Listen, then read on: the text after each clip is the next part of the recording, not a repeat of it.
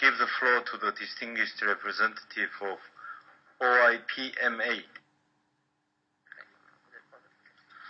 Thank you, Mr. President. We welcome the report of the High Commissioner, which is very comprehensive and addresses critical issues facing the international community.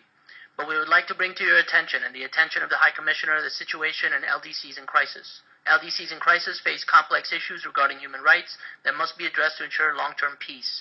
This Council needs to do more than just provide technical capacity. As an example, I refer to the case of the people of South Yemen during the current crisis in Yemen. Since 2007, the Southern Movement, also known as Al-Hirak al-Janubi, was launched in Aden and has been calling for the restoration of the South Yemeni state. Through peaceful protests and civil disobedience, this movement has gained widespread popular support.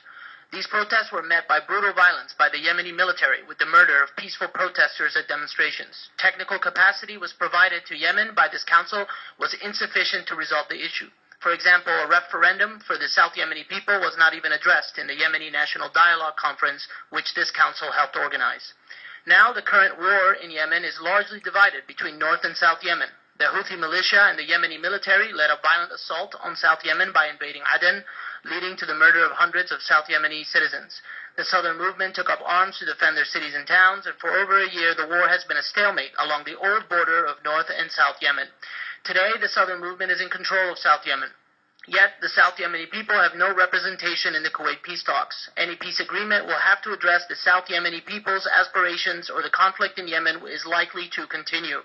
It is not too late for this council to remind all parties of the South Yemeni people's right to self-determination. This includes regional and international players. Mr. President, the case of South Yemen shows how this council's neglect of nonviolent calls for basic human rights can escalate into intractable conflict. LDCs in crisis are needed more than just technical capacity. They need the council to take political action to uphold the rights of nations and ensure long-term peace.